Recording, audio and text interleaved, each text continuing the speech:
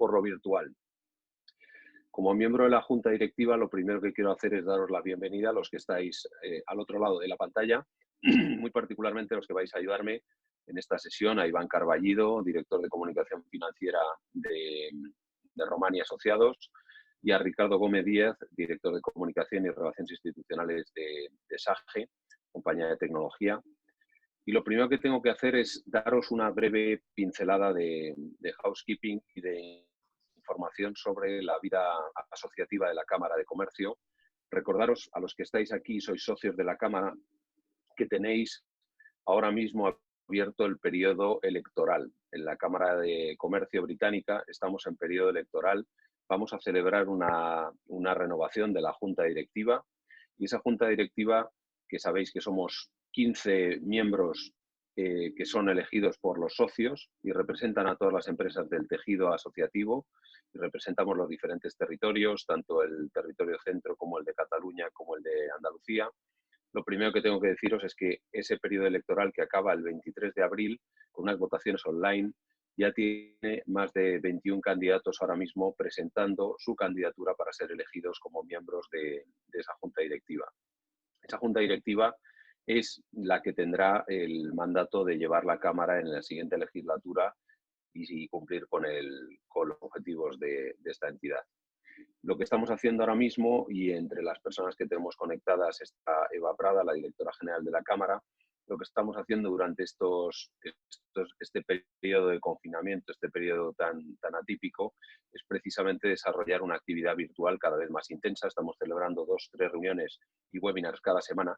Este webinar de hoy se marca en concreto dentro de lo que llamamos Business Support Webinar sobre el impacto de COVID-19. Hemos analizado diferentes perspectivas desde un punto de vista jurídico, desde un punto de vista reputacional y siempre con esa doble perspectiva de compañías que tengamos presencia en el Reino Unido y en España y que podamos compartir estas experiencias.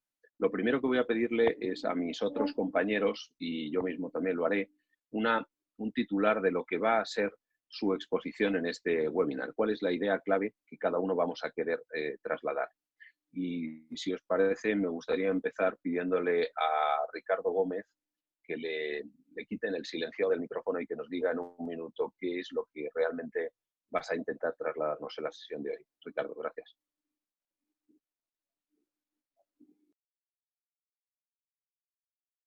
Bueno, Miguel, pues muchas gracias y muy buenas tardes a todos los asistentes a este webinar de la Cámara de Comercio Británica en España.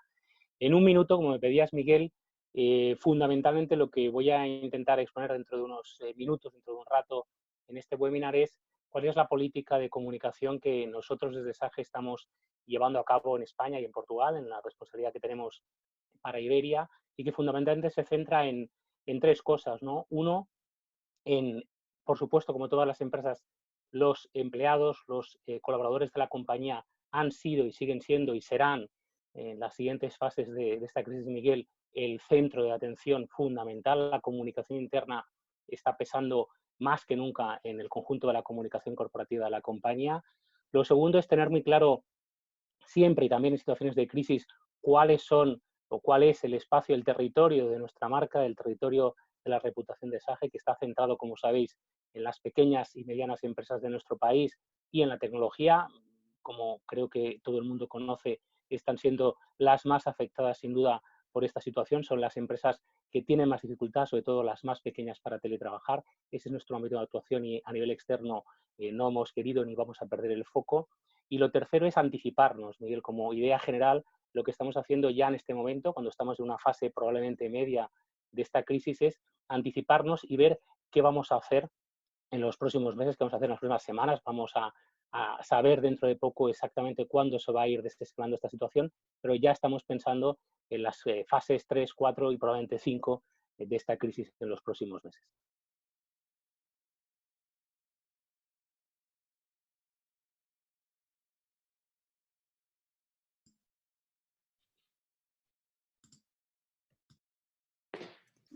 Y buenas tardes a todos. Yo soy Iván Carballido, director de Comunicación Financiera en Román. También quería agradeceros a todos vuestra presencia hoy y vuestra asistencia a este webinar. Por mi parte, por dar alguna pincelada, yo voy a abordar más desde una perspectiva más general, la que nos brinda trabajar para diferentes empresas de diferentes sectores, recomendaciones prácticas tanto en el ámbito de la comunicación externa, interna y digital. Y por adelantaros quizás algún titular o pincelada de lo que quiero abordar, voy a incidir mucho en la necesidad de la máxima transparencia en la comunicación externa e interna, también en entender el mapa y las vías de acceso a los medios, que han cambiado mucho por efecto del estado de alerta y de la situación de confinamiento. También voy a hablar de la importancia de una comunicación interna recurrente, que además emitan personas concretas y no entes abstractos. Y por último voy a incidir en la oportunidad de fortalecer las comunidades digitales mediante contenidos pedagógicos. El ámbito en el que me gustaría enfocar mi turno de palabra. Muy bien. Pues me parece muy interesante y creo que va a ser complementario. Lo que yo voy a intentar trasladaros es un poco algunas lecciones extraídas de la gestión de esta crisis hasta ahora, de los elementos que nos están aportando, una visión un poco más académica o, si queréis, más macro, y luego en concreto voy a contar lo que estamos haciendo desde Gestam como una compañía que tiene operaciones en 23 países y que hemos tenido la desgracia de haber vivido ya todo esto en algunos de nuestros mercados en Asia. Ahora estamos viviéndolo muy directamente en el mercado español, que es donde tenemos la cabeza de nuestro grupo, lo que nos está permitiendo tener una ventaja respecto a otras compañías que han vivido esto como parte de un tsunami que viene de lejos, pero aquí la ventaja de nuestra compañía está siendo que la cabeza del grupo es de donde emanan las directrices ido antes y lo que estamos aprendiendo ahora. Intentaré compartiros esas experiencias.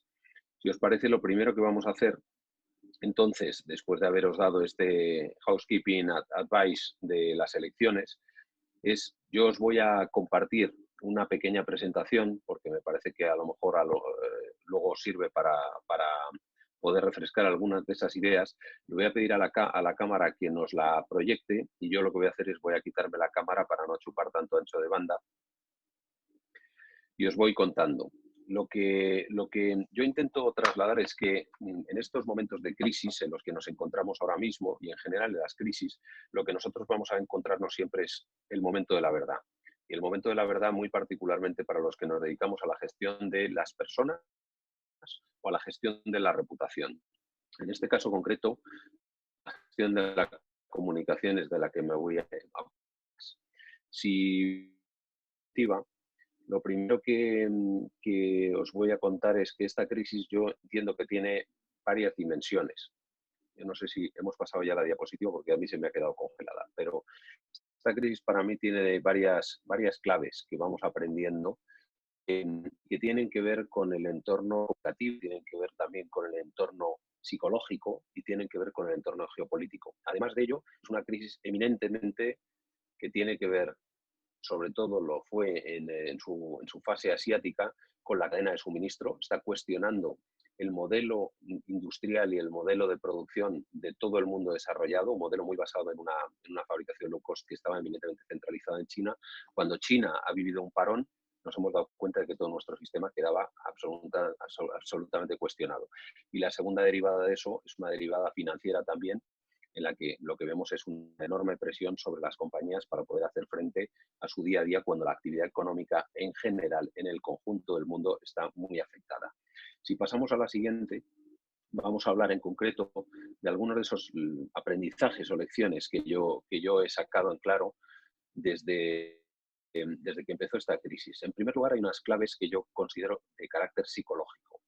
Todo el fenómeno del distanciamiento social nos ha llevado a vivir un inicio hablando de metros de distancia y pasar a vivir en un entorno de confinamiento que ha generado cambios sociales, cambios en nuestros hábitos de vida, que ha generado una exacerbación de la emotividad. Hemos pasado a descubrir a nuestros vecinos, hemos pasado a descubrir a esos nuevos héroes que tenemos. Ha generado una dinámica de teletrabajo muy diferente a la que habíamos pensado y a la que muchas empresas no se atrevían a desarrollar. Hoy estamos teletrabajando, pero no como si teletrabajáramos, sino más bien como si trabajáramos en remoto. Y la experiencia que yo creo que estaréis teniendo todos, igual que la he tenido yo, es que parece que trabajamos mucho más de lo que trabajábamos.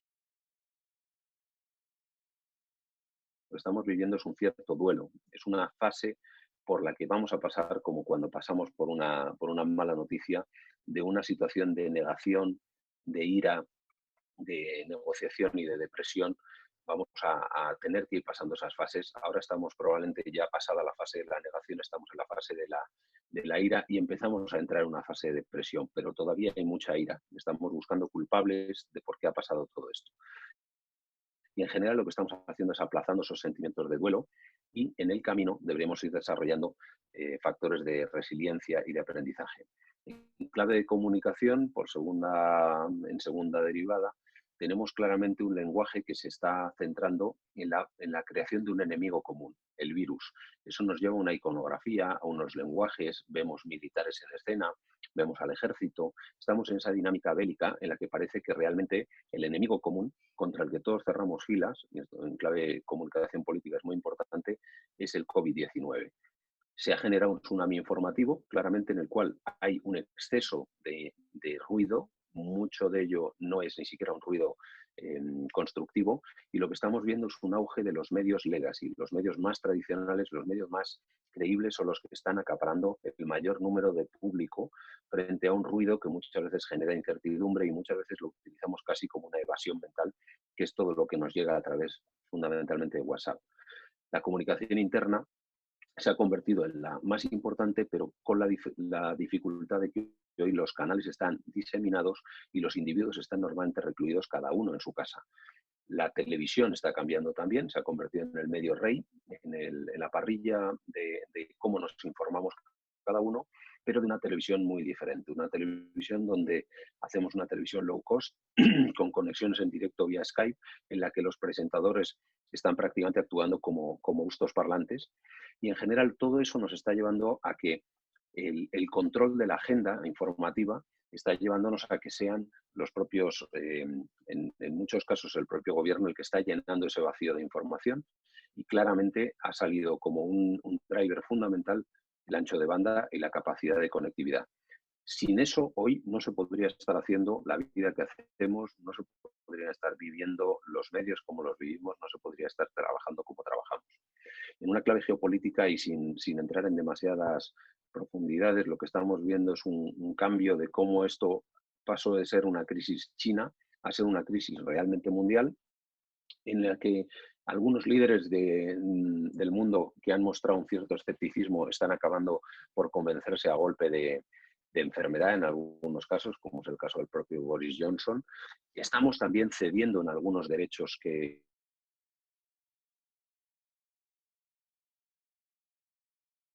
el Estado se está convirtiendo en una nueva normalidad. Estamos superando las barreras eminentemente artificiales que suponían las fronteras y los nacionalismos, pero estamos cayendo probablemente en un proteccionismo cada vez más acentuado, que será seguramente el origen de un nuevo orden mundial en el cual algunos países van a salir ganadores o reforzados, como puede ser el caso de China, y con todo lo que ha hecho de abrir su ciencia y compartir el código genético de este virus, y otros países que probablemente van a cuestionarse si los modelos en los que están enmarcados son válidos o no para situaciones como esta, caso de la Unión Europea o caso de organismos multilaterales. Si vamos a la siguiente, ya entro un poco en detalle en lo que nosotros desde una compañía como Gestamp, que es una compañía global, fabricamos una compañía industrial que fabrica componentes para el sector del automóvil, es decir, una compañía totalmente globalizada, con una cadena de suministro muy global también, con 11 fábricas en China y con un conjunto de más de 112 fábricas por 23 países. Nuestro foco desde el principio ha estado en crear una historia, un relato, en el cual hemos intentado hacer programación neurolingüística hacia nuestros propios equipos con un lema que es el de vamos a salir adelante.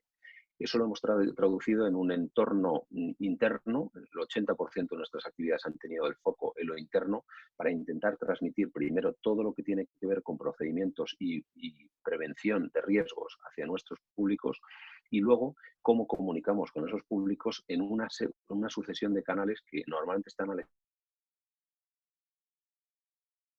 3.000 empleados que tenemos en el mundo tienen acceso a la intranet hoy. No todos ellos tienen acceso a sus ordenadores hoy, no todos ellos tienen acceso a las pantallas que tenemos en las fábricas, con lo cual hemos tenido que desarrollar canales nuevos. Hemos empezado canales como el podcast, utilizando el WhatsApp para distribuirlo o iVoox. Hemos creado grupos de Facebook reducidos. Hemos utilizado de la experiencia china todo lo que ha sido el entorno de WeChat. Y a esos canales tradicionales y a los nuevos canales lo que le hemos pedido en todo caso es que sean un vehículo de transparencia. Lo que creemos que va a generar más credibilidad entre nuestros públicos es que seamos capaces de, con agilidad y con transparencia, decirles qué problemas tenemos, dónde tenemos que hacer ajustes de plantilla, dónde tenemos que trabajar o dejar de trabajar porque nuestros clientes, los fabricantes de automóviles, han dejado de hacerlo, y en conjunto también cómo nos está impactando esta pandemia en nuestra propia familia de Gestamp. Y afortunadamente tengo que decir que las cifras que tenemos de contagios a nivel mundial son relativamente bajas para el volumen de población que tenemos nosotros con 40.000, 43.000 personas, pues estamos hablando de aproximadamente unos 40 contagios a nivel mundial.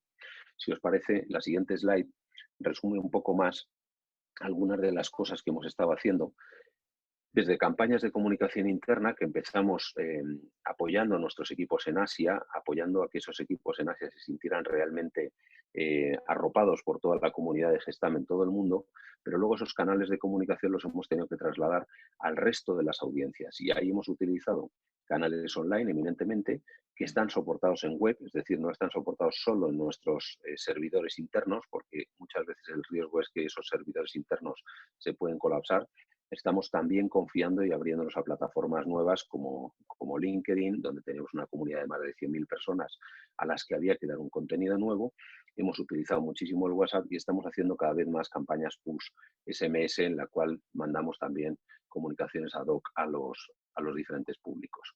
En la siguiente, lo que vais a ver también es que hemos abierto también ese diálogo que mantenemos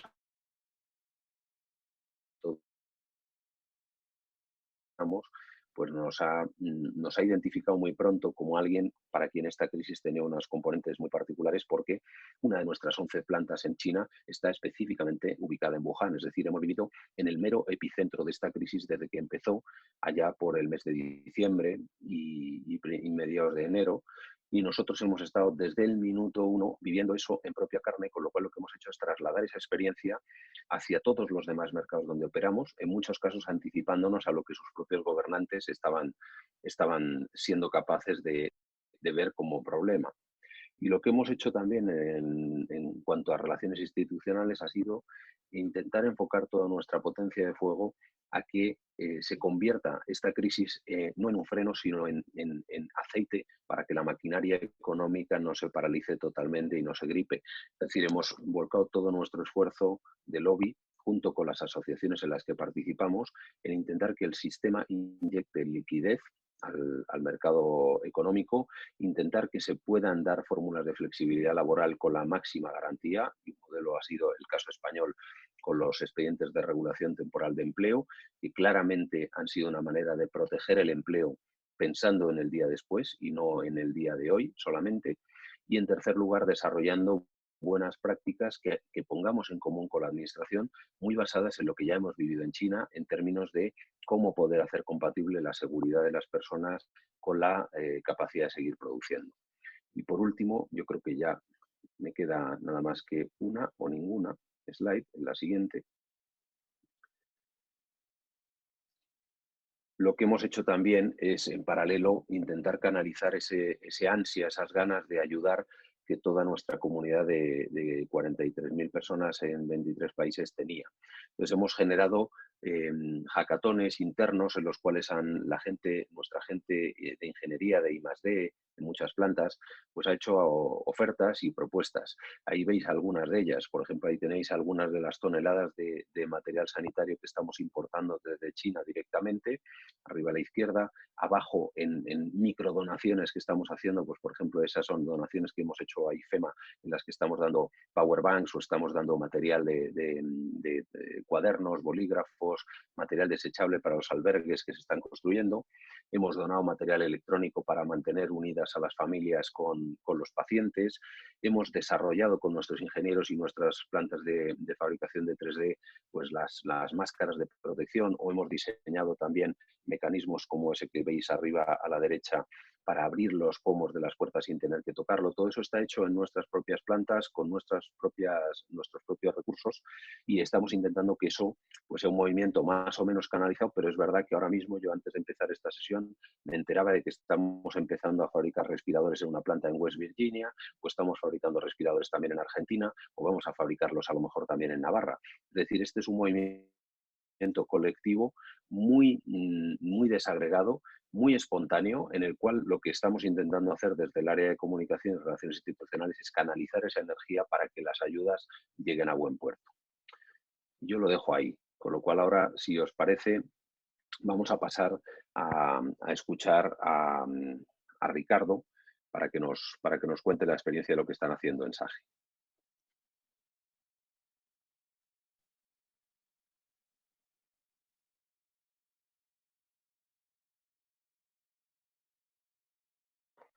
Muy bien, Miguel, pues gracias de nuevo por la exposición y por la oportunidad de poder contaros qué estamos haciendo desde SAGE. En nuestro caso, lo que voy a explicar, como os decía al principio, es las comunicaciones que estamos realizando desde España y Portugal. Como sabéis, somos una empresa británica, somos una empresa que está presente en 23 países de todo el mundo, en los 5 continentes, pero la situación inicial bueno, de contagios masivos en los diferentes países, pues nos ha situado en primera línea dentro de toda la compañía, puesto que en Italia no estamos presentes, en China tampoco, por tanto, el primer país afectado de manera significativa fue España, y eso nos obligó un poco a, bueno, pues a ir por delante en algunas de las decisiones que tenían o que tomaban los grupos de decisión de la compañía a nivel global en Londres, ¿no? Si os parece, podemos pasar a una diapositiva anterior, creo que hay una diapositiva anterior que es por la que iba a empezar esta exposición, y es una diapositiva en la que explica fundamentalmente,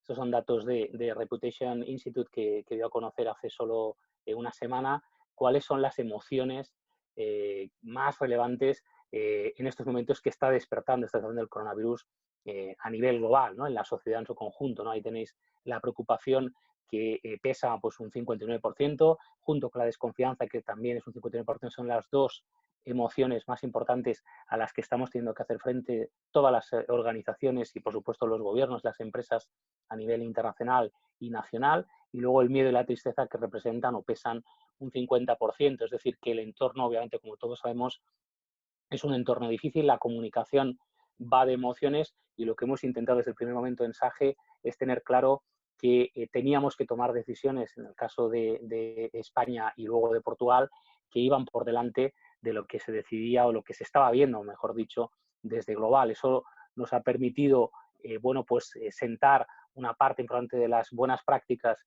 que la compañía está implementando en otros países del mundo y a nivel global, pero también algunas dificultades porque esa preocupación, esa desconfianza, ese miedo, esa tristeza todavía no se habían instalado en otros países del mundo, como Reino Unido, como Estados Unidos, etcétera, que están viviéndolo ahora desde hace ya una semana, 10 días, ¿no? En la siguiente diapositiva, los datos explican un poco algo que Miguel ha comentado, y es que hay una serie de fuentes de confianza. Sabéis que la consultora Edelman analiza anualmente en el Trust Barometer cuáles son las fuentes fundamentales de confianza, y lo que estamos viendo es que los medios tradicionales están recuperando fuerza. Es decir, que además, obviamente, de la televisión, pues los periódicos, las radios, los medios tradicionales tienen un peso importante en términos de las vías por las que se están informando los ciudadanos y, por supuesto, los empleados y los clientes de las compañías.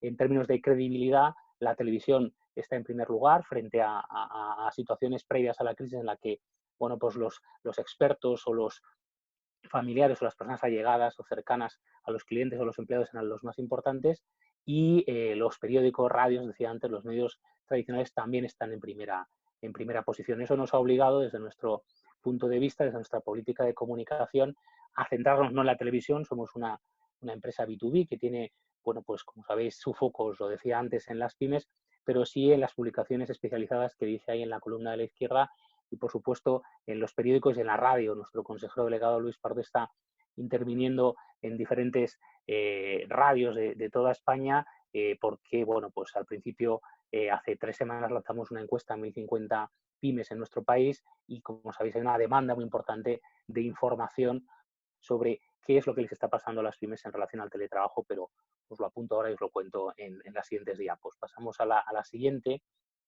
La siguiente es una diapositiva en la que fundamentalmente lo que explica es cuál es el impacto esencial desde el punto de vista reputacional que nosotros estamos teniendo muy en cuenta, ¿no? Por supuesto, en el ámbito de los empleados, una posible menor productividad. No es nuestro caso, nosotros tenemos el 100% de la plantilla teletrabajando, es una empresa tecnológica y desde hace 8 años pues, teníamos previsto, no esta situación, obviamente, que nadie había podido contar con ella, pero sí teníamos previsto una situación en la que la gran mayoría de la plantilla teletrabaje, ¿no? Por tanto, para nosotros ha requerido una cierta adaptación a las circunstancias, pero ha sido una adaptación bastante rápida y bastante efectiva. Pero, por supuesto, hay en el conjunto de las empresas una duda razonable sobre si teletrabajar más significa, como sabéis, tener una menor productividad, ¿no?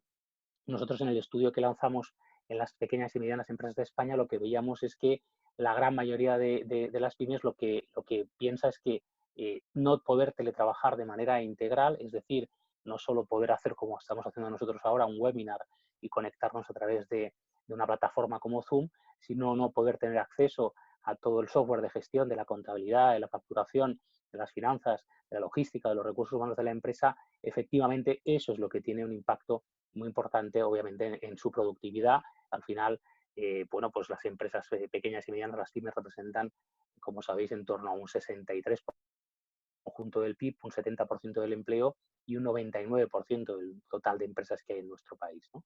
Y la segunda cosa es todo lo que tiene que ver con la administración pública. Nosotros tenemos una relación habitual con las administraciones precisamente tributaria, la agencia tributaria, el Ministerio de Hacienda y también el Ministerio de Trabajo y todo lo que sí de Seguridad Social en estos momentos y todo lo que tiene que ver con la Tesorería General de la Seguridad Social, porque nuestro software se dedica a ayudar a las pymes y también a los despachos profesionales en esa línea. Y una de las líneas de comunicación importantes que estamos siguiendo es ofrecer información a nuestros clientes y también expresar nuestra opinión junto con las patronales de las que formamos parte, COE, FUMEN en Cataluña y especialmente la patronal del sector tecnológico AMETIC, para defender los intereses de las pymes y los autónomos que en estos momentos están viviendo una dificultad importante con la modificación que está habiendo de la normativa de las decisiones del gobierno central, en este caso en relación a la exoneración de las cuotas y de los impuestos o de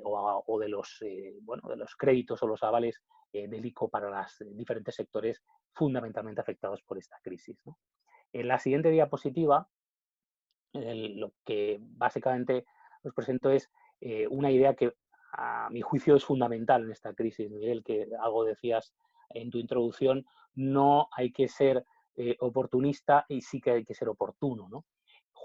Ese límite justo entre una cosa y la otra es el camino, la línea que nosotros estamos siguiendo.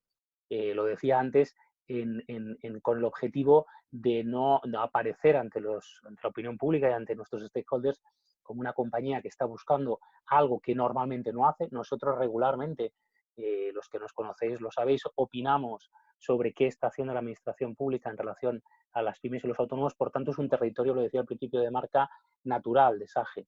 Lo estuvimos analizando a fondo, estuvimos viendo cuáles eran los riesgos y los beneficios de mantener esa política de comunicación y decidimos que en nuestro caso el tener pues una aparición regular en los medios de comunicación y en las redes sociales opinando sobre esto o trasladando cuáles son las opiniones de las pymes en nuestro estudio sobre estas cuestiones no era ser oportunista, sino ser oportuno y, por supuesto, mantener el pulso de la relación y de ser esa voz que SAGE en España y en muchos países es de las pymes en relación a estos temas, ¿no? Y luego lo segundo, para mí importante, Miguel también lo estaba apuntando al final en algunas de las medidas que están haciendo en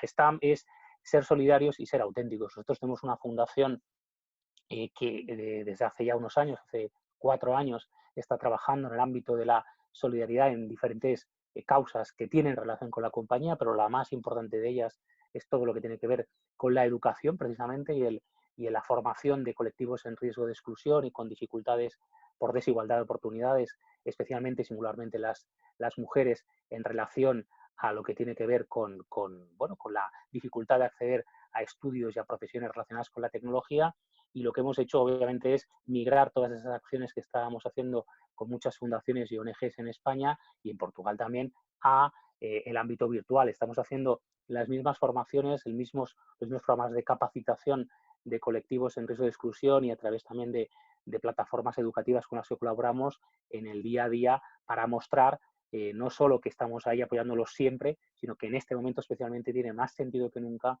apoyar a esos colectivos para que el día de mañana, si el teletrabajo se extiende de una forma más importante y la digitalización también, estén preparados para poder aprovechar, sin ser oportunista, sino siendo oportuno, esa oportunidad.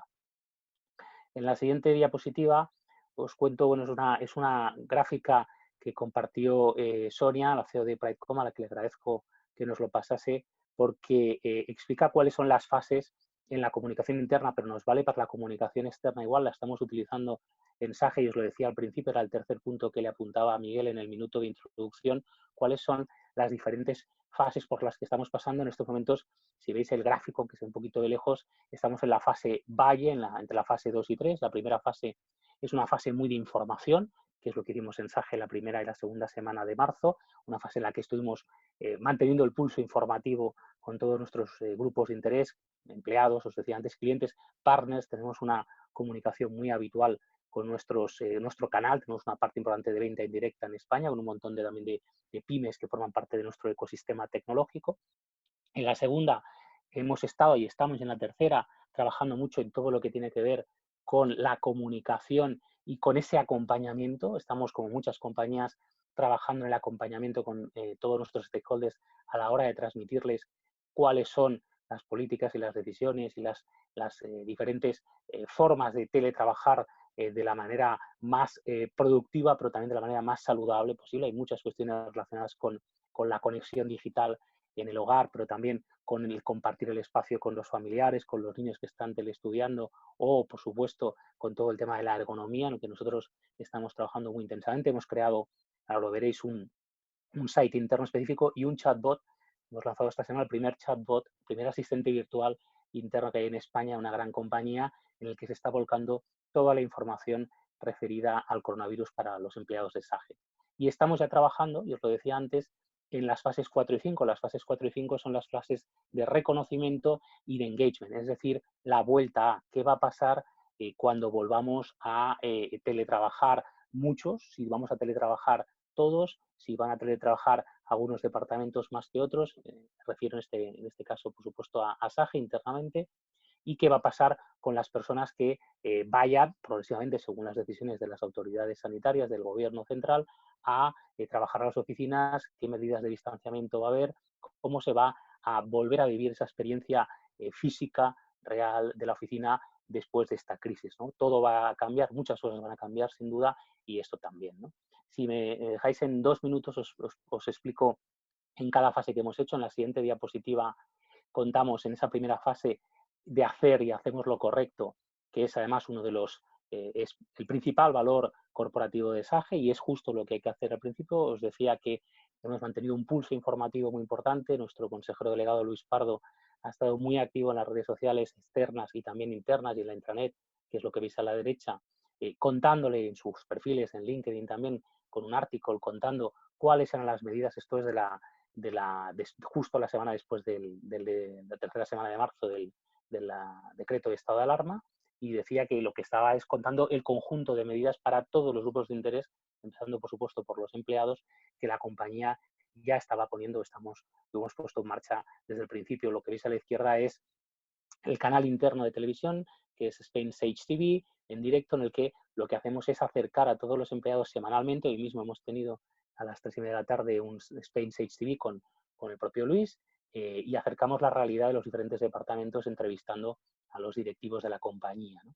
En la siguiente diapositiva, lo que estamos haciendo es, bueno, pues explicar, contar a todos nuestros empleados cómo estamos cuidando de ellos, ¿no? Os lo decía antes, todo ese site interno, todo ese chatbot interno en el que estamos volcando un montón de información, por ejemplo, también la colaboración con Psicólogos Sin Fronteras para apoyar a nuestros empleados en aquellos que están viviendo, pues desgraciadamente, además de la presión psicológica habitual, pues una presión extra por situaciones personales de familiares o de ellos mismos afectados por el coronavirus, o porque, por otra razón, pues están viviéndolo de una forma pues más difícil, ¿no? Entonces, es una de las medidas que hemos implementado en las últimas 2 semanas y que está teniendo un gran éxito, ¿no? En la siguiente diapositiva, estamos a tu lado, lo que contamos es precisamente ese chatbot que hemos lanzado, que es P, que es el asistente virtual interno, al que hemos trasladado una herramienta que teníamos para la comunicación externa, especialmente la comunicación comercial con los clientes, al ámbito interno. Es una experiencia que además a partir de la semana que viene se va a extender, como os decía, al resto de países del mundo. Es una buena práctica de España y de Portugal que vamos a poder escalar a nivel global.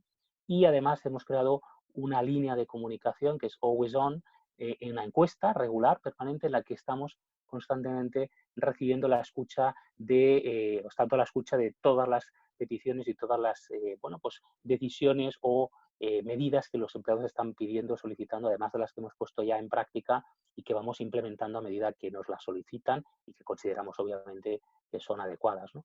En la siguiente diapositiva estamos en esa fase de proyección, donde lo que estamos viendo es qué va a pasar a partir del desescalamiento. En principio en España parece que puede ser, como sabéis todos, a partir del mes de mayo o junio, veremos exactamente la fecha, pero cómo vamos a hacer ese virtual get together, cómo vamos a estar juntos. Nuestra previsión como compañía es que, teniendo la posibilidad el 100% de los empleados y habiendo vivido esta experiencia durante estos meses de teletrabajo al 100%, va a crecer de manera significativa lo que ya era parte de la cultura corporativa de SAGE, en la que, pues de media, 1/3 de la empresa teletrabajaba regularmente, normalmente mínimo 5 días al mes y máximo 2 días a la semana, todas las semanas del año. Pensamos que esto va a tener un impacto importante y que vamos a ver un crecimiento significativo del teletrabajo en la compañía en el futuro, que esto está para quedarse y, por tanto, de nuevo, que no es una cuestión de oportunismo, sino de oportunidad y de ser oportuno, es decir, de estar respondiendo de manera oportuna a las necesidades de estos empleados. Estamos trabajando, en este caso, en cómo vamos a comunicar desde comunicación y cómo vamos a trasladar a todos los empleados y a nuestros clientes también y partners externamente cómo va a ser ese nuevo mundo del virtual get together, de cómo vamos a estar siempre conectados y cómo vamos a transmitir emociones a través de canales, como veis, que obviamente de entrada dificultan nuestra relación habitual cultural mediterránea, cercana, latina, del día a día del contacto físico. Y la última diapositiva, ya acabo, es cómo vamos a escribir. Estamos trabajando en la continuación de todo el relato, cómo vamos a escribir juntos el futuro. Nuestra principal herramienta, nuestra principal, por decirlo así,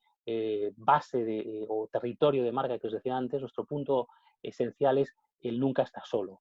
Estamos trabajando en cómo vamos a continuar dando ese apoyo, ese soporte a todos nuestros clientes de manera virtualizada. Pensad, os quiero dar solo un apunte final, que muchos de nuestros clientes, pues eso, son pymes y no trabajan en virtual. Como veis en la imagen, tenemos muchos clientes que tienen tiendas físicas, pero sabemos que muchos de ellos, y eso nos lo decía la encuesta que lanzamos hace 3 meses entre esas 1.050 empresas pymes en España, que muchas de ellas, decía, van a teletrabajar o van a tener un tipo de relación también con sus clientes diferentes. No siempre van a estar abiertas, no siempre van a mantener un horario tradicional, sino que muchas de ellas, a través del e-commerce, van también a aprender a tener un espacio físico y unas horas físicas de experiencia con sus clientes en sus tiendas, pero en muchas otras situaciones, como pasa en la decoración, que es lo que veis ahí, o en empresas también con las que hemos contactado, que tienen que ver, pues, por ejemplo, con el ámbito de la jardinería, con muchísimos de las plantas, o de 20.000 pequeñas empresas que conocéis todos, tiendas a las que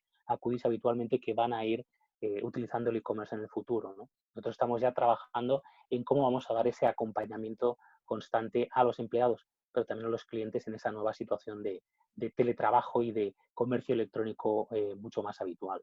Y para finalizar, os dejo ahí una diapositiva que también es de Reputation Institute del otro día, en el que explica cómo, si veis la mitad de la tabla hacia arriba, los principales sectores que en estos momentos se están viendo afectados en positivo, es decir, están viendo reconocida su reputación como sector y como empresas dentro de ese sector, son obviamente las empresas que están pudiendo mantener la actividad en cierta medida, especialmente el sector retail y alimentación. Por supuesto, los medios de comunicación por su papel importante en esta crisis a la hora de trasladarnos a todos qué está ocurriendo realmente en nuestro país, en todos los países del mundo, con la pandemia del coronavirus, pero luego singularmente, como veis en la parte media de la tabla, el sector de las telecomunicaciones y el sector de la tecnología, que es el nuestro. Nosotros pensamos, de nuevo, que no va a haber un oportunismo, va a haber una oportunidad importante para la tecnología digital y que esa es una oportunidad, y acabo en la última diapositiva, en la que nosotros queremos no participar, sino ayudar a conformar cómo será ese futuro de teletrabajo de muchas más personas, de muchas más empresas, de muchas pymes, de muchos más negocios, de muchas más tiendas en el día a día, ¿no?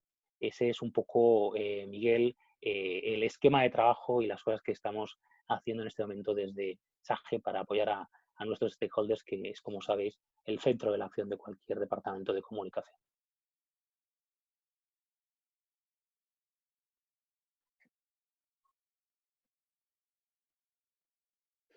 Yo creo que ahora Iván nos comparte la experiencia. Iván, ¿verdad? Efectivamente. Nada, quería agradeceros, Miguel y Ricardo, vuestros respectivos turnos de palabra muy enriquecedores para hacer un zoom en qué están haciendo empresas concretas y, en este caso, dos empresas de tanta potencia y envergadura internacional como Gestam y SAGE. En nuestro caso, nos gustaría más abordarlo desde la visión que nos brinda trabajar para más de 100 clientes y, por lo tanto, tener la visión de cómo más de 100 compañías están abordando esta crisis, que creo que nos permite, sobre todo, extender una serie de recomendaciones que son bastante transversales a todas. Yo sí es cierto que os quería empezar haciendo una reflexión. Yo creo que en la crisis como la que estamos viviendo actualmente, que nos dedicamos a la gestión de la reputación, vemos como algunas consideran que esa reputación pasa a ser una preocupación secundaria en un contexto en el que ven caer en picado su actividad, ¿no? Eso, la verdad es que a mí personalmente me recuerda mucho una célebre frase de Warren Buffett a los trabajadores de Salomon Brothers en 1991, cuando esa empresa estaba siendo investigada por el Tesoro estadounidense, que les dijo: perded dinero de la empresa y lo entenderé, perded una pizca de su reputación y seré despiadado. Y creo que es un mensaje pertinente ahora mismo, porque yo creo que la caída de la actividad en las empresas en general, y sobre todo en aquellas más impactadas por las restricciones del estado de alerta o el comercio internacional, son en cierta medida insalvables. Pero mantener intacta o hasta mejorar su reputación es algo que sí que está al alcance absolutamente de todas, desde las más a las menos impactadas. Con esa vocación, a mí lo que me gustaría es extender recomendaciones bastante prácticas en 5 ámbitos que, desde la perspectiva de Román, vemos que son los que están vertebrando ahora la comunicación de la mayoría de organizaciones. Me referiré en primer lugar a cómo comunicar externamente ajustes de actividad a tu equipo en aquellas empresas realmente muy impactadas por la situación actual. Luego hablaré de cómo comunicar externamente la continuidad del negocio para aquellas empresas que tienen la suerte de poder mantener una parte o toda su actividad. Me referiré también a cómo comunicar externamente las acciones solidarias de la lucha contra el COVID-19, que es algo que se ha generalizado mucho y en el que también ya hemos detectado buenas y malas prácticas. Y acabaré con una referencia, alguna recomendación de cómo vertebrar la comunicación interna y cómo vertebrar la comunicación digital de las organizaciones. Remitiéndome ya al primer punto de los 5 que quiero abordar y a cómo comunicar una interrupción en la actividad corriente de una empresa o un ajuste de plantilla, sea o no por la vía del ERTE, aunque puede resultar un poco obvio, nuestra primera recomendación claramente es abogar por la completa transparencia. Yo creo que en comunicación uno puede regular la proactividad con la que se dirige a sus diferentes grupos de interés, pero siempre desde la más absoluta y rigurosa verdad y transparencia sobre lo que de verdad ocurre en las organizaciones. En este sentido, nadie está obligado a dar una nota de prensa con motivo de un ERTE o con la interrupción de su actividad fabril, por poner 2 ejemplos, pero sí tiene la obligación de abordar con claridad, honestidad y transparencia las medidas que ha adoptado ante cualquier grupo de interés que le interpele sobre lo mismo. Del mismo modo, también consideramos que es muy importante la consistencia de los mensajes por canales, es decir, la forma en que una empresa elija comunicar externamente un ERTE, el fondo de la misma o los datos que se aportan han de ser los mismos de un comunicado interno, porque cualquier divergencia entre canales genera una sensación de desconfianza, además muy justificada por parte de muchos grupos de interés. Y luego también es muy importante monitorizar cómo interpreta el exterior esas medidas, porque sí que estamos viendo, y lo veremos ahora, que estamos en un contexto incluso en que la función de los medios está un poco complicada o desnaturalizada en algunos casos, y no podemos dar por hecho, como dábamos antes, o aventurar cuál va a ser la reacción externa a una medida interna, y por tanto es muy importante monitorizar para poder corregir malas interpretaciones de lo que hemos comunicado, ¿no? Respecto a cómo comunicar, cómo deben comunicar las empresas que con mayores o menores dificultades sí están pudiendo dar continuidad a su negocio o aquellas que directamente y desde un punto de vista estricto de desempeño están viéndose incluso beneficiadas por esta situación, la primera recomendación es que no existe un verdadero dilema sobre si comunicar o no, es un falso dilema. Es decir, desde la conciencia de que la continuidad de la actividad es muy importante porque implica un mantenimiento de empleo y una generación de riqueza que va a ser imprescindible para la recuperación económica, también es importante comunicar.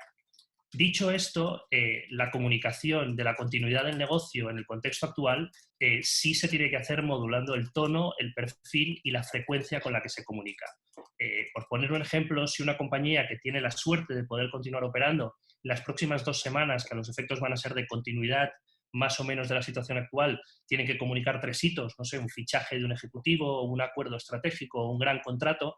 En condiciones normales podrían hacer un planteamiento de 3 comunicados de prensa o conceder 3 primicias, y creo que el contexto actual aconseja modular un poco, tratar de agrupar algunos de esos hitos y comunicar siempre con un pie puesto en la realidad tan triste que estamos viviendo desde una perspectiva socioeconómica, ¿no? Yo creo que tanto quienes están comunicando dificultades en el desarrollo de su actividad como quienes tienen la suerte de comunicar la continuidad de su actividad corriente, tienen que entender también muy bien cuál es el contexto mediático actual. Y yo creo que ese es un contexto en el que convergen varios factores que en algunos casos se anulan a unos a otros y que complican un poco la percepción que creo que incluso las consultoras de comunicación habíamos tenido en el arranque de esta crisis. Yo creo que hay una realidad incontrovertible a la que han hecho referencia Ricardo y Miguel en sus intervenciones, que es que el consumo de información está absolutamente disparado. Nosotros hablábamos el otro día con un importante medio digital, que es uno de los 3 más leídos en nuestro país, y nos decían que entre los días 2 y 16 de marzo, es decir, en apenas 2 semanas, el aumento en su número de visitantes únicos fue del 63% y el de páginas vistas superó el 70%. Y por lo tanto, es una realidad incontrovertible que estamos consumiendo más información que nunca. A la vez, también creo que es importante para entender el contexto mediático factorizar que, sobre todo por la caída de la publicidad, ya están produciéndose ERTEs en medios de comunicación y que también la situación de confinamiento está complicando o cambiando la forma en que accedemos a determinados medios. Yo creo que de forma bastante destacada el acceso a las agencias de noticias, que tradicionalmente sí que ha sido un acceso más de centralita y de ver quién estaba cubriendo una determinada información en este momento, y que ahora, aunque están haciendo un trabajo soberbio y sabiendo dar continuidad a su servicio, que en gran medida es un servicio público, está un poco complicado por el hecho de que en la centralita ahora mismo no tienes a tu disposición a todos los encargados de área, sino a gente que en algunos casos hay que orientar, guiar y que en algunos casos además está sometida a mucha presión de estar generando teletipos muchas veces de materias que no son la suya, ¿no? Luego, en tercer lugar, otro efecto sobre el mapa o contexto mediático actual es que realmente existen cabeceras que realmente están informando fundamentalmente de noticias relativas al COVID-19. Yo creo que eso tiene que ver en algunos casos por una decisión de línea editorial y en otras también porque precisamente por la menor disponibilidad de recursos se están centrando en aquellas historias que consideran de mayor interés o que les pueden reportar mayores visitas, ¿no? Yo creo que juntando estas 3 cosas, es decir, que realmente hay mucho consumo de información, que los medios están en algunos casos diezmados en sus redacciones y que también hay líneas editoriales que están apostando únicamente por informar sobre el COVID-19, configura un escenario en el que yo creo que no podemos pensar que el COVID monopoliza toda la información y que por lo tanto no merece la pena comunicar nada, pero en el que tampoco hay tantas oportunidades como para dar por hecho que podemos colocar cualquier información por ese apetito redoblado de consumo de información, ¿no? Por lo tanto, nosotros en este sentido nuestra recomendación es ser muy tácticos en el acceso a los medios, entender mucho antes de comunicar algo el mapa de medios que tenemos, porque eso imparte una situación de excepcionalidad que tenemos que factorizar y que cambia las dinámicas o los pronósticos que tenemos de determinadas acciones de comunicación, y sobre todo es un momento en que se están poniendo mucho en valor las relaciones sólidas con los periodistas. Las agencias llevamos mucho tiempo hablando del empoderamiento del influyente sobre el medio y ahora es un momento en que realmente disponer del móvil de un periodista, hablar con él con asiduidad y tener una relación que trascienda lo puramente profesional es un activo valiosísimo para poder colocar historias en un momento en el que descolgar el teléfono y llamar a una centralita no te garantiza acabar dando con la persona a la que estás buscando. Voy a entrar ahora en el tercer punto que quería abordar, que era el de cómo comunicar acciones solidarias. Y aquí la verdad es que queremos hacer una única recomendación, pero muy clara. Es decir, la noticia relevante y que ayuda a construir reputación no es un desideratum de ceder algo que quizá alguien necesite, sino anunciar una cesión o un donativo o una prestación de servicios que ha sido aprobada por una contraparte e idealmente co-comunicada con esa contraparte. Un poco va en la línea de lo que comentaba Ricardo del actuar antes de hablar. Aquí yo creo que un buen aprendizaje y que además demuestra cómo los lectores nos estamos educando en esta crisis es un poco el de algunas empresas que en una fase muy preliminar de la crisis, fundamentalmente hoteleras, cedieron públicamente activos. Yo creo que en un primer momento hubo una reacción por parte de la opinión pública claramente positiva, pero en cuanto al cabo de unos días empezaron a generalizar esas cesiones y muchas veces sin claridad sobre si iban a servir o no de algo, esa percepción pública dio un giro de 180 grados. De modo que creemos que comunicar una acción solidaria tiene que ser siempre que sea una acción aterrizada en el que estás haciendo una función concreta a una contraparte concreta y no simplemente una cesión voluntariosa de algo que no está claro si es o no necesario en el contexto actual. Yo creo que en este sentido también es importante entender que la lucha por destacar en estas acciones solidarias no es de volúmenes, sino más bien de buenas ideas. Nosotros creemos que los consumidores no van a premiar a quien done más millones de mascarillas, sino a las empresas que perciban que están desviándose más de su core business y de forma más creativa para ayudar. En este sentido, Miguel proyectaba en su presentación un artículo del País que tenía el titular Solidaridad Creativa, que creo que es muy sintomático de esto y que nos ocurre a diario con clientes que nos vienen con acciones increíblemente creativas, pero con una cierta reticencia a comunicarlas porque no llegan a los volúmenes de las grandes empresas del IBEX que están invirtiendo millones y trayendo toneladas y toneladas de material quirúrgico, ¿no? Si me permitís ahora abordaré las recomendaciones en clave de comunicación interna. Nosotros creemos que esta crisis está acelerando dos aprendizajes en que los profesionales de la comunicación interna llevan mucho tiempo insistiendo, que es la importancia de las personas y el efecto multiplicador que tiene contar con buenos canales de comunicación interna.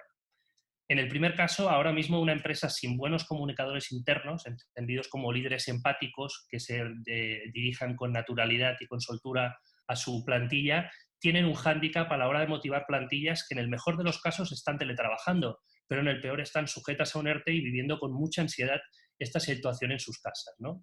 Por lo tanto, un primer ejecutivo capaz de dirigirse cada semana a su equipo con mensajes de transparencia y de motivación es un activo muy valioso. Nosotros estamos viendo en las empresas con las que trabajamos que una fórmula que está funcionando mucho es que la alta dirección de las empresas se dirija a la plantilla como mínimo 2 veces por semana, idealmente a través de vídeos, en el arranque de la semana con un mensaje de tipo más motivador y al final de la semana con un mensaje más de balance o puesta al día. De modo que el empleado vea a su primer ejecutivo dirigiéndose a él personalmente y que lo vea tanto con una función de motivación como con una función de puesta al día y que sienta que su empresa le está informando diligente y recurrentemente sobre cuál es la situación y la afectación de esta crisis en su contexto concreto. Respecto a lo que os comentaba de los canales de comunicación interna, lo que estamos viendo es que empresas que llevaban incluso en algunos casos años arrastrando canales que no funcionaban, newsletters con muy poco engagement, muy poco participativas, portales del empleado muy complicados, por fin esta crisis ha puesto a prueba esos canales, demostrado en muchos casos que están totalmente obsoletos y empujado a estas organizaciones a cambiarlos. En ese sentido, nosotros hemos visto una demanda incremental muy fuerte de desarrollo de newsletters, de apps corporativas, de campañas de difusión de valores y también una petición de introducir en los canales preexistentes mucho más contenido audiovisual. En ese sentido, hay una buena práctica de uno de nuestros clientes, que es un cliente de gran consumo, que lo que ha hecho es un telediario diario interno, que aunque tiene una factura, digamos, modesta y austera, sí que está siendo seguido cada noche por miles de empleados de la compañía, muchos de ellos además sujetos a ERTES. Yo creo que va un poco en la línea del Spain TV al que hacía referencia Ricardo, y creo que son iniciativas que están teniendo muy buena respuesta por parte de las plantillas. Luego también hemos visto, por ejemplo, los consultorios médicos para empleados, también están funcionando muy bien, con muchísimo engagement, y también las iniciativas en general que fomentan la participación. Eso es un poco lo que os quería comentar en el ámbito de la comunicación interna. Por último, y para acabar, en el ámbito de la comunicación digital, si antes decíamos que ahora mismo la gente está leyendo más información que nunca, el tiempo que pasan conectados y mirando las redes sociales ha aumentado también de forma exponencial. De modo que estamos en un momento en que prácticamente podemos decir que en el ámbito digital vivimos un prime time ininterrumpido. Ese prime time ininterrumpido abre la puerta a muchísimas oportunidades, pero sí que es verdad que plantea algunas complejidades. Desde el punto de vista más práctico y para el desarrollo de campañas en redes sociales, estamos viendo que las propias plataformas están restringiendo bastante las campañas apoyadas en keywords como coronavirus, confinamiento, de forma natural, lógica y racional, pero que limita mucho la capacidad de hacer acciones, campañas apoyadas en este tipo de palabras clave. Y luego también vemos unos ciertos riesgos reputacionales en las empresas que creen que pueden cubrir ese prime time ininterrumpido únicamente con mensajes de aliento, solidaridad, aplauso al personal médico.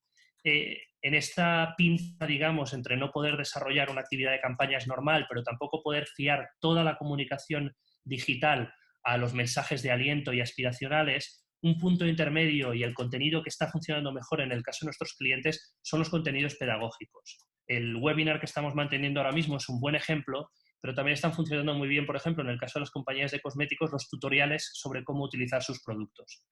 Sí que es cierto que este contenido pedagógico tiene una menor tasa de conversión que una campaña agresiva de venta, pero a la vez construye comunidad. De modo que digitalmente vemos una gran oportunidad de fortalecimiento de comunidades y quizá no tanto de conversión pura y dura, pero que realmente gestionada con cabeza y de forma estratégica puede incrementar mucho y aumentar sobre todo mucho la calidad de las comunidades.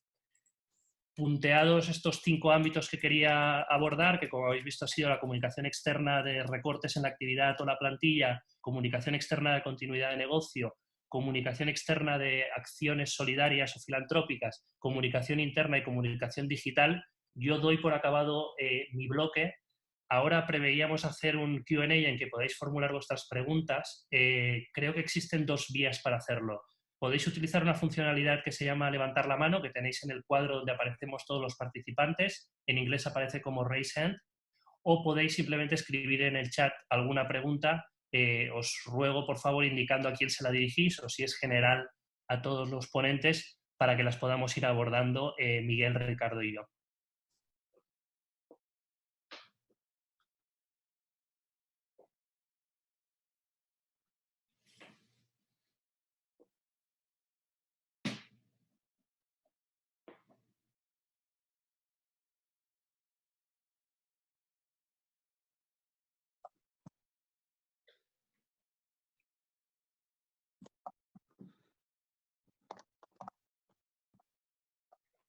Veo que uno de vosotros le han habilitado el audio.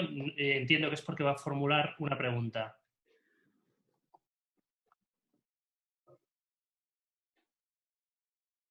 Puede ser. Está Pablo Gómez de la Cámara ayudándonos en la parte técnica. No sé si... veo que nos la ha formulado por el chat. Policarpo Aroca de Grant Thornton pregunta: ¿cómo veis el nivel de activismo político de algunos profesionales de la comunicación en LinkedIn? No sé, Miguel, Ricardo, ¿quién se anima? Yo, desde luego, tengo una opinión formada.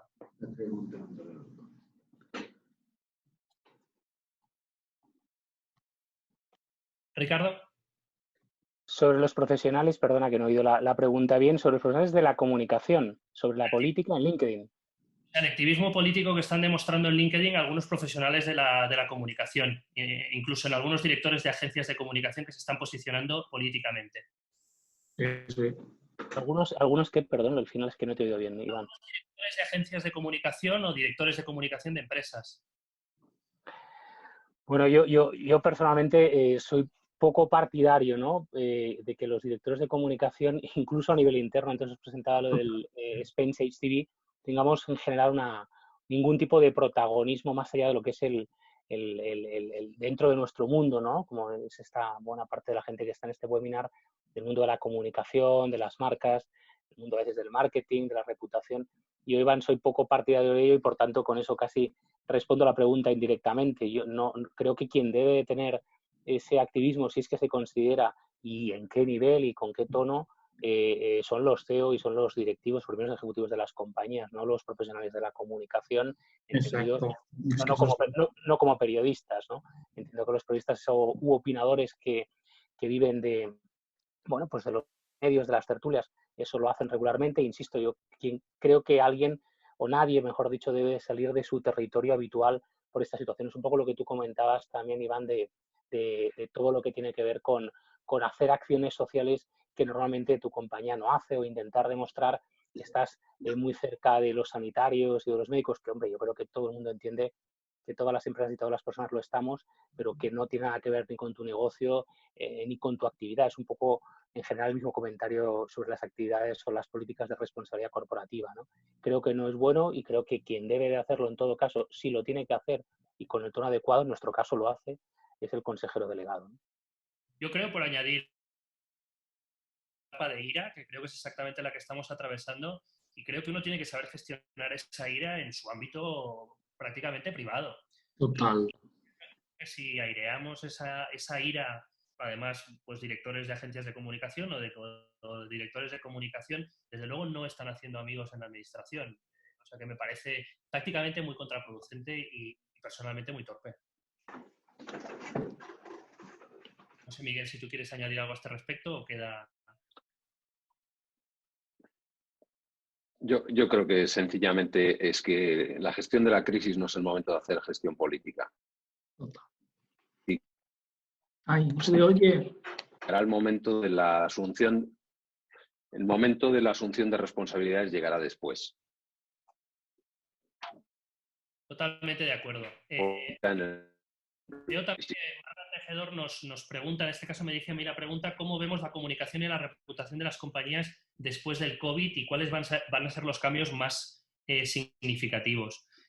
Bueno, yo creo que va a ser muy, muy desigual el balance para distintas compañías y eso va a tener que ver, como decía antes, tanto como si se han visto más o menos impactadas, como si han hecho mejor o peor gestión de su reputación. Es decir, yo creo que hay empresas profundamente impactadas en negocio que van a salir reputacionalmente muy favorecidas y empresas poco impactadas con negocio que en cambio van a salir reputacionalmente muy perjudicadas. Por lo tanto, yo creo que va a ser bastante desigual.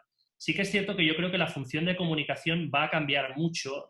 Yo creo que estas crisis tan dramáticas, luego nunca se produce una regresión al punto de partida, sino que hay algunas dinámicas de la excepcionalidad que se integran en la cotidianidad, ¿no? Y yo creo que hablábamos antes, y se refería Miguel, a cómo el teletrabajo va a pasar de ser una cosa muy abstracta que alguno hace como que hace para ser una realidad y va a quedar acreditado y testado que es factible. Pero yo desde el punto de vista de la comunicación también creo mucho, como os decía en mi parte, que va a cambiar mucho la interlocución con los periodistas. Es decir, yo creo que ha quedado tan valorizada la gestión directa con el periodista que el paso atrás y volver un poco a las llamadas a centralita, tumba abierta, a ver qué me encuentro, yo creo que van a quedar bastante más desterradas por un acceso mucho más one-to-one al periodista. No sé si Ricardo o Miguel, vosotros en este aspecto de cómo va a cambiar la comunicación en el entorno post-COVID, queréis hacer algún apunte. Yo creo que sí. Creo que sí que van a cambiar muchas cosas. La primera es que creo que la persona recupera un puesto que muchas veces hemos perdido. Creo que todos nos hemos centrado mucho en la marca, en la reputación, en el agregado de un montón de individuos, pero la comunicación ha pasado a ser cada vez más individualizada, no solo porque hoy cada uno de nosotros está en nuestros hogares y seguimos siendo una red,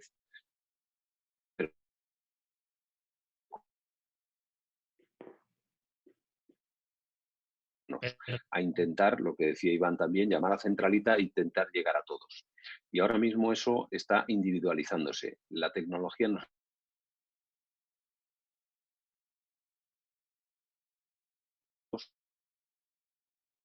Te perdemos, Miguel. Sí. No sé, Ricardo, si quieres ir abordando... Esa que hacía posible... Sí. No, Miguel, te decíamos que te perdíamos, pero ahora parecía que te habíamos recuperado, discúlpame. Bueno, que vamos a recuperar el valor de las cosas que veíamos naturales, las cosas que nos rodeaban. Ese suministro de productos básicos, esa línea de teléfono que cuando falla nos damos cuenta de que falla, pero cuando no falla no le damos ninguna importancia. Perfecto. ¿Ricardo? Yo creo que cuando esta situación pase, Iván, yo creo que fundamentalmente los datos que yo presentaba antes de la televisión y la radio volverán a bajar. Creo que ese tipo de situaciones se producen cuando hay mucho miedo, lo decía antes también ese 50% de la primera diapositiva de mi presentación. Cuando hay miedo sabemos que sociológica y psicológicamente las personas, bueno, pues tendemos, los colectivos humanos, los países, las empresas también, tendemos a intentar o necesitar de estar juntos, en este caso no físicamente, pero sí emocionalmente, y por tanto estar arropados. y buscar un canal o canales más tradicionales únicos. Estoy pensando en los que hemos nacido antes de los 80, 70, pues recordaremos todos el canal único, ¿no?, de Televisión Española, para hacernos una idea clara, la noche del 23F, todo el mundo escuchando la radio y todo el mundo viendo un único canal para ver al rey que decía, ¿no? Ese tipo de entornos son los que se recuperan en situaciones de crisis como la actual. Pero cuando la situación, cuando sea, vaya eso desescalándose y volvamos a una cierta normalidad, si es que no hay un segundo rebrote importante de este u otro virus en los próximos años, yo creo, Iván, que lo que pasará es que volveremos a una comunicación en la que precisamente este tipo de encuentros como el webinar de hoy, que son todas las herramientas de comunicación más personal, más digital, grupos o colectivos específicos, volverán a tener fuerza, ¿no? La cuestión es cómo le vamos a dar una tercera vuelta a lo que significa la comunicación digital después de las primeras fases de los años 2000 y de los 2010 en estos 2020 que estamos empezando. Y yo creo que eso va a pasar por un reforzamiento de la comunicación, eso sí va en línea con lo que decía Miguel, muy personal, muy de colectivos en los que las personas se conocen o las personas forman parte de una misma tribu, de una misma comunidad, por decirlo de una manera más popularizada, y que lo masivo, los medios de comunicación tradicionales, en el sentido también que tú decías, Iván, de esa búsqueda de aparición en medios tradicionales, va a bajar y va a crecer mucho la comunicación social, la comunicación digital. Ahora va a utilizar probablemente otras herramientas que estamos utilizando en estos momentos ya en las empresas, como por ejemplo esto mismo, las reuniones virtuales que no son tan habituales, ¿no? Estoy pensando, por ejemplo, y acabo en todo lo que tiene que ver con el mundo de por ejemplo, de las relaciones con los inversores y analistas, ¿no?, que los grupos como Miguel de Gestamp conocen muy bien, en este caso desde Madrid, que es su sede central, o nosotros, en nuestro caso, no en España, sino en Londres, y donde, bueno, hasta ahora la presencia física, aunque ya hay muchas reuniones con inversores virtualizadas a través del mundo, eran menos habituales. Pero lo mismo en comunicación interna, lo mismo en las propias relaciones con la administración pública, public affairs. Yo creo que va a haber un crecimiento de la comunicación con las administraciones y con determinados decisores que van a ser a través de canales virtuales seguros, y eso se va a producir, y eso hasta ahora, Iván, no lo veíamos. Por tanto, yo creo que este es el mundo, el escenario, igual que el del teletrabajo o el e-commerce, en el que nos vamos a ver un poco abocados en el sentido positivo en los próximos años. Sí, yo creo, por hacer un apunte final, yo también creo que en el ámbito concreto de la comunicación interna esto es un punto de no retorno, además en positivo. Quiero decir, la organización que llevaba años despreciando ese tipo de comunicación, ahora ha visto que es imprescindible y se dota por fin de una buena newsletter interna, de una buena intranet o de un buen canal de mensajería instantánea con la plantilla, haría muy mal realmente de descontinuarlo en cuanto acabe esto. Yo creo que esos son canales que una vez admitido que estaban obsoletos, mejorado, tienen que tener continuidad en el tiempo. No tanto porque se pueda repetir esta crisis, sino porque creo que pueden hacer una aportación estructural muy positiva en todo tipo de contextos, en un contexto tan excepcional como el actual o en un contexto de normalidad, ¿no? Nos preguntaba también Marnoya, nos decía, ¿creéis que las empresas en general están comunicando demasiado? Como usuarios, más allá de profesionales de la comunicación, todos hemos recibido una luz de newsletters, convocatorias a webinars, contenidos y consejos. ¿Cómo evitar quemar a nuestra audiencia sin dejar de comunicar y aportar contenido de relevancia? No sé, Ricardo, Miguel, si alguno se anima. Sí, yo creo, Iván, que sin duda hay empresas que están, por decirlo así, informando y realizando acciones de comunicación quizá con excesiva digamos, frecuencia. Si era necesario, de nuevo voy a la diapositiva de las fases, creo que eso era necesario en la primera fase y que ahora estamos en una fase valle en la que es más importante ese acompañamiento emocional, ese tipo de información más de utilidad en el momento en que la calma, bueno, no ha llegado, porque no puede llegar a una situación así, pero sí que hay una cierta, un entorno de un poquito más de certidumbre de lo que había al principio sobre qué es lo que nos está pasando y cómo puede evolucionar esta situación en el futuro, ¿no? Aunque no sepamos todo, sabemos más cosas, ¿no? Eso es importante para reducir la incertidumbre. Yo creo que lo que pasa también es que hay, insisto en lo que decía antes de la televisión, los medios tradicionales más de, digamos, de unicanal, que hay lo que hay es una concentración de muchas actividades, de muchas compañías que están comunicando al mismo tiempo, ¿no? Y que eso hace que nuestra atención también está más fijada porque estamos todos confinados en casa y muy atentos a los medios de comunicación y sobre todo a los medios digitales, al ordenador, al móvil, y nos parece también que hay un exceso de comunicación en cada una de ellas. Insisto, hay algunas que sí, yo creo que otras no. Es la suma total de las mismas comunicaciones, de todas las comunicaciones, de todas las organizaciones al mismo tiempo. Esto también se ha comentado con respecto a, decía Miguel, a los temas políticos o del propio gobierno, si excesivamente estaba contando pues demasiadas cosas, demasiada gente y demasiado frecuentemente cada día. Es posible, pero insisto, como dicen los americanos, pongámonos en la situación contraria y que nos parecería que no hubiese ningún tipo de información, no hubiese un cierto vacío silencio. Yo creo que en este momento el silencio es más peligroso que una información regular si no es, sin duda, constante, porque ese silencio lo va a llenar la incertidumbre de nuevo y es justo lo que hay que reducir en cualquier crisis. Claro. Miguel, no sé si a este respecto de si hay exceso de comunicación y cómo evitar quemar a las audiencias comunicando demasiado, ¿quieres comentar algo? Sí, yo creo que no es que haya un exceso, es que esta crisis no es de nadie. Cuando las crisis son de alguien, normalmente del que esperas la iniciativa comunicativa es de la víctima o del que provoca esa crisis. Es decir, una compañía aérea que sufre un accidente, pues es quien básicamente debe asumir el rol de ser quien dé esas explicaciones preliminares. Esta crisis no es de nadie, nos afecta a todos, es una crisis exógena, con lo cual nadie se siente realmente interpelado como si la crisis fuera un problema que ha sido creador y por lo tanto pues te sientes un poco en la capacidad de poder aportar tu granito de arena. Muchas veces ese granito de arena algunas compañías o instituciones lo están intentando llevar el agua a su molino, intentando ser quien llene un vacío pues acercándolo a su negocio o intentando lanzar un mensaje que tenga algún tinte un poco, no diría comercial, pero sí por lo menos de mejora de su reputación aprovechando estas circunstancias.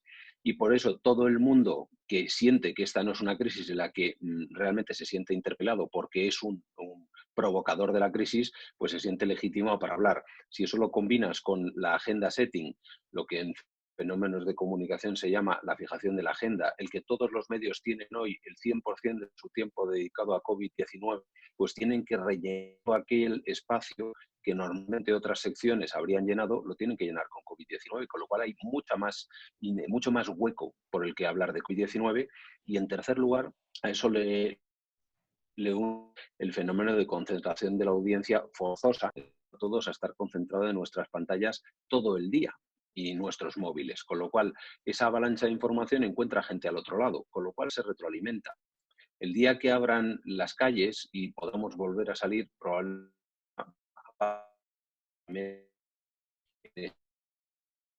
día demasiado soleado, ya no os quiero contar. No, totalmente de acuerdo. Yo, por hacer también una reflexión a ese respecto, yo creo que antes Miguel planteaba un faseado muy interesante de la ira, la negación, la aceptación, etcétera, etcétera. Yo creo que ahí falta una fase clave, que es el momento en el que los departamentos de comunicación en general perdieron los papeles completamente. O sea, yo entiendo que el arranque del confinamiento, con ese primer día de horror vacui, de sentarte en la mesa donde comes y cenas y ponerte a trabajar, yo creo que hubo una primera consigna de decir, tengo que volverme imprescindible para mi organización y voy a hacerlo generando una cantidad ingente de volumen, ¿no? Yo creo que eso se ha corregido bastante rápido y creo, sobre todo, que ahora ya estamos en un momento en el que cuando alguien emite un mensaje se interpela primero de si aporta algún tipo de valor añadido.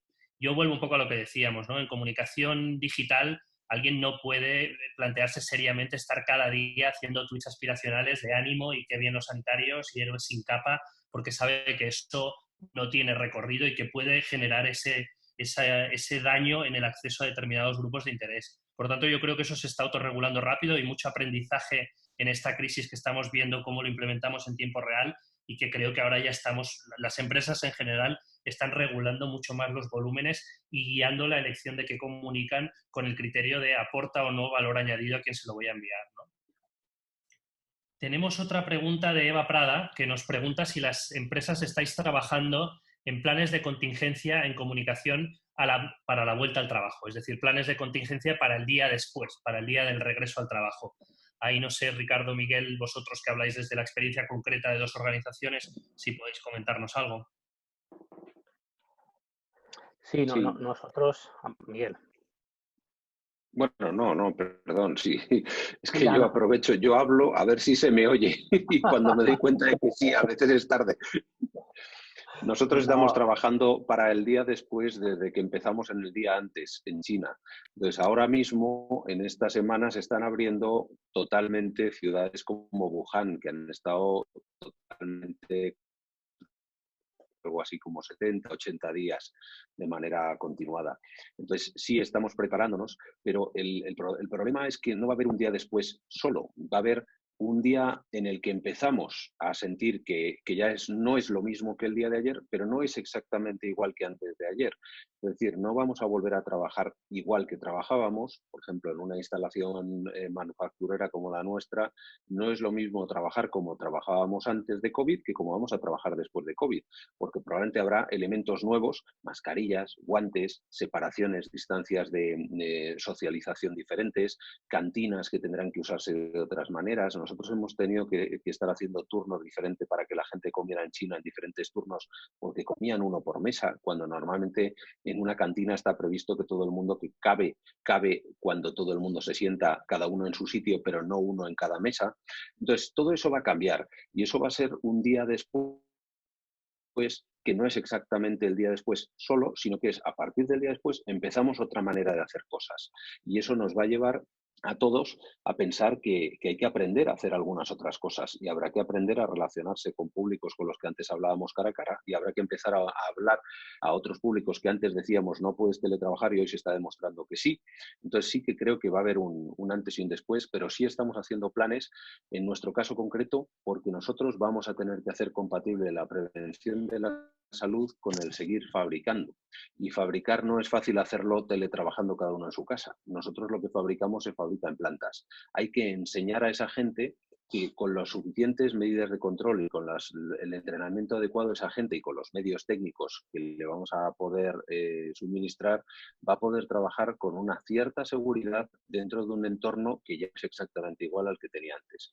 Y eso implica muchos factores psicológicos, implica muchísimo factor de prevención de riesgos, EPIs y materiales de prevención, e implica también entender los miedos de la gente. Cuando haya un contagiado en una fábrica, que en algunos casos lo podemos tener, hay que desinfectar y hay que entender que la gente quiere parar un tiempo y quiere separarse y quiere entender que aquello donde ha estado desarrollando su labor va a quedar desinfectado antes de que vuelvan a tener que entrar.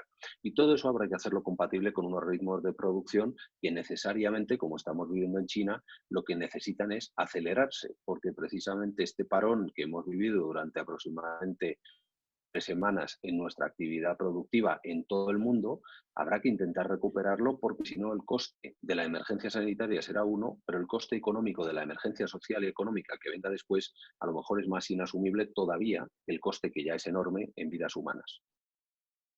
Fantástico. Y tenemos 2 preguntas más y nos habíamos propuesto acabar a las 6. La primera nos la formula Igor Urra. Él nos dice que nos escribe desde Londres y que sabe que es una pregunta compleja, pero le gustaría ver si podemos hacer una valoración de la gestión de la comunicación del gobierno español y británico al hilo de esta crisis. Si podemos hacer algún comentario o si hay alguna lección a aprender.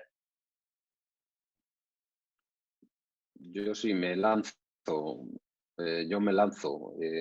Creo que hay varias diferencias.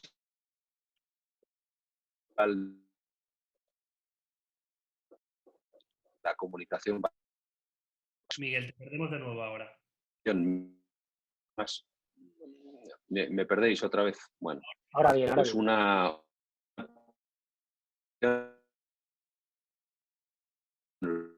discurso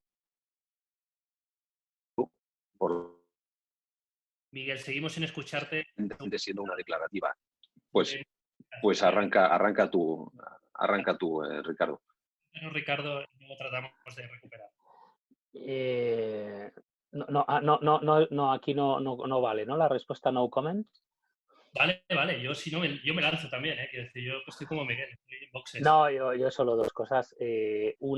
Diferencias hay muchas, también hay alguna pregunta visto en el chat sobre las diferencias culturales. Hay una después de esta que tú acabas de decir, me adelanto, permíteme que lo haga Iván como moderador que eres tú, pero me parece que están relacionadas, ¿no? Obviamente hay diferencias culturales, ¿no? Y eso marca qué expectativas tienen las personas sobre cómo tienen que comportarse sus líderes, sus empresas, sus gobiernos, ¿no? Dicho lo cual, yo creo que hay más similitudes que diferencias. En este caso, desgraciadamente, creo que hay excesivas similitudes en una falta de anticipación y también en una política de comunicación que, a mi juicio, no ha puesto especial énfasis en una cosa que nosotros, por lo menos en SAGI, y muchas compañías, yo creo que han seguido el mismo, muchas multinacionales y grandes compañías han seguido el mismo camino, la misma línea, que es, y no lo he dicho antes, pero creo que es bueno decirlo en este punto, dar ejemplo, ¿no? Y yo creo que el ejemplo y ese actuar antes de hablar quiere decir, bueno, tomar decisiones y tomarlas a ser posible en la buena dirección, Iván, y no estar permanentemente hablando de cosas sin un criterio, sin una información y sin unas decisiones, unas realidades sobre las que asentar esas comunicaciones, es peligroso y te puede acabar dando pues con una parte del gobierno, incluso personas muy significativas de esos gobiernos, pues en su casa confinadas o en hospitales, porque no se ha sido capaz de alguna forma de conectar una primera etapa de principios de marzo, en el caso del Reino Unido después a mediados de marzo, en la que se quería dar una sensación aparente de normalidad, de que no iba a pasar nada, con luego una precipitación o incluso una afectación directa a esos propios gobiernos. Yo creo que en ese camino se han perdido cosas y ambos gobiernos, conjuntamente con otros gobiernos del mundo, no solo es el caso del Reino Unido o de España, no han estado precisamente acertados. Pero bueno, no, como he dicho al principio, no comments, en el sentido de que estoy de acuerdo con Miguel en que no es bueno que desde las empresas estemos haciendo en este momento, además, una crítica incluso aunque sea la política de comunicación, a lo que están haciendo los gobiernos, ¿no? Miguel, no sé si podemos volver a probar a ver si ahora tenemos mejor recepción y podemos oír tu observación a este respecto. Vamos a intentar. Creo que es momento de arrimar el hombro y creo que las diferencias principales estriban en que en algún caso, como el caso español, se ha intentado apelar al criterio experto. En otros casos, como no solo el británico, sino también el brasileño o también el mexicano o el norteamericano, se ha querido que la ciencia se amoldara a un discurso político. Este virus no nos va a parar. Desgraciadamente, cuando el virus empieza a demostrarte que realmente paraliza los países, el político queda expuesto y parece que no ha hecho lo suficiente para proteger a su población.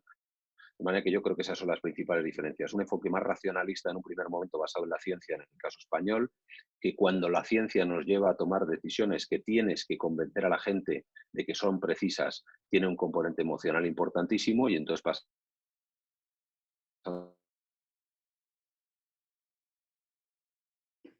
Te perdíamos. La decisión del gobierno español ha sido llenar el canal.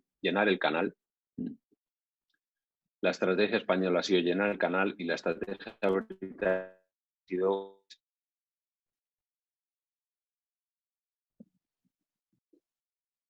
Miguel, te perdemos de nuevo, pero creo que nos hemos quedado con la mayor parte de la observación. No, yo por mi parte solo un apunte, haría muchas consideraciones sobre transparencia, etcétera, etcétera. A mí como ciudadano de a pie me preocupa un poco ver la incapacidad del gobierno de admitir equivocaciones. Creo que eso no es imputable directamente al gobierno, sino en general a todo el sistema político que configuran los medios, la oposición, pero realmente es un poco preocupante ser tan consciente de errores y, sin embargo, esperar en balde que alguien realmente dé un paso al frente y diga nos hemos equivocado. La verdad es que eso creo que aplica tanto al caso español como al británico y a mí como ciudadano de pie me genera una enorme inquietud.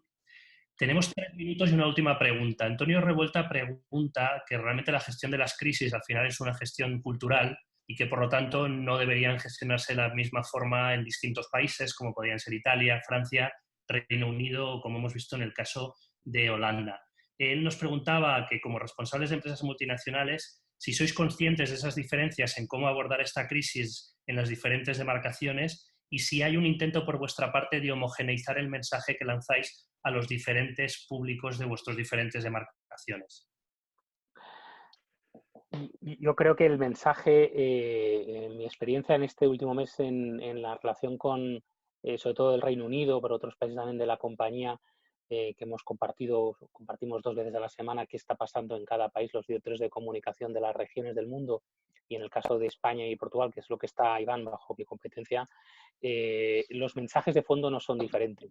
Lo que está pasando es que los mensajes están llegando en momentos diferentes. Esas fases que os decía al principio han llegado a cada país en un momento diferente y que los mensajes se han ido acompasando según la fase en la que nos encontrábamos, ¿no? Porque no ha habido, en general, suficiente anticipación, no por parte de las empresas, sino, como decía ahora Miguel, por parte de los propios gobiernos, ¿no? Yo lo que sí creo es que la forma o la manera en que estamos trasladando esos mensajes y especialmente los canales sí que son diferentes, ¿no? Ya que hacíais una reflexión sobre los canales, creo que lo hacías tú antes, Iván, eso sí que veo una diferencia significativa, ¿no? Hay países en los que los canales de comunicación son más tradicionales y hay países en los que los canales de comunicación, bueno, que están funcionando más son aquellos, hablo a nivel interno, que tienen pues un carácter más de innovación, que tienen un carácter más de ese elemento directo, de ese elemento cercano y de ese elemento más de interactividad también, ¿no? Pero los mensajes de fondo, insisto, en grandes rasgos, a mi juicio, por lo menos en el caso de SAGE, nuestra compañía, son los mismos y también, incluso te diría, Iván, que no solo interna, sino externamente con clientes, partners y el resto de la sociedad. Genial. Miguel, no sé si a este respecto tienes alguna observación más. Sí, muy brevemente decir que lo que toca esta crisis son temas esenciales. Es el miedo a lo desconocido, es el afán de protección, es el instinto de supervivencia, es la angustia. Esos sentimientos son absolutamente humanos y multinacionales, no son de ninguna cultura. Lo que puede cambiar es la respuesta que esos pueblos esperan frente a esas amenazas. Hay pueblos que esperan y confían en sus líderes para tomar unas decisiones no siempre amables, líderes más autoritarios. Estoy pensando en sociedades más acostumbradas a ese estilo de liderazgo, como la rusa o como la china. Otras sociedades, como las nuestras, tremendamente individualistas y donde la libertad personal se antepone muchas veces al colectivo, está siendo más complicado el que la respuesta de ese individuo sea la respuesta que la colectividad necesita. Pero los sentimientos humanos son absolutamente extrapolables entre unos países y otros. Los canales pueden cambiar. Efectivamente, la gente confiará mucho en WeChat. En España a lo mejor estamos viendo un auge de la televisión. En Reino Unido a lo mejor estaremos viendo un auge de algunas redes sociales. Y en México probablemente estamos viendo un auge de la comunicación personal de cada líder político, cada líder empresarial. Pero al final respondemos a unas mismas maneras de sentir que los seres humanos en diferentes culturas compartimos frente a una amenaza que tiene muchos más elementos en común que lo que los diferencia. Y donde puede haber matices es en cómo esas respuestas de los líderes se enfrentan a lo que sus pueblos esperan de ellos y cómo esos líderes empresariales también se enfrentan a lo que sus empleados y sus stakeholders esperan de ellos. El miedo, Miguel, no tiene fronteras, ¿no? Totalmente. Va a dirigir ahora unas palabras de cierre, Eva Prada. Por mi parte, simplemente quería volver a agradeceros a todos la asistencia, a la Cámara por habernos dado la oportunidad de participar y a Gestam y a SAGE también por haber tenido a bien en incluirnos también a Román en esta sesión. Así que gracias y adelante, Eva.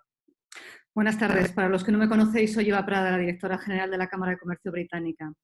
Espero que hayáis disfrutado con la sesión de hoy. La verdad es que para nosotros es un auténtico honor destacar que al final hoy se ha hablado mucho de comunidad y nosotros virtualmente estamos intentando mantener esa comunidad, donde lo que hoy hemos hecho es aprender, informar y compartir.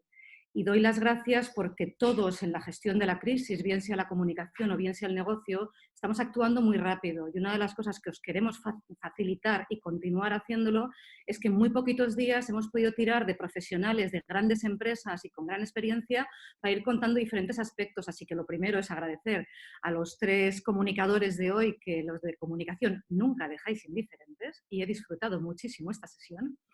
Y además a todos los asistentes por encontrar un hueco en las apretadas agendas. Y seguir colaborando con vosotros, por favor, hacernos llegar más temas y más propuestas. Pues nada, muchas gracias a todos. Hasta luego. Hasta luego. Adiós.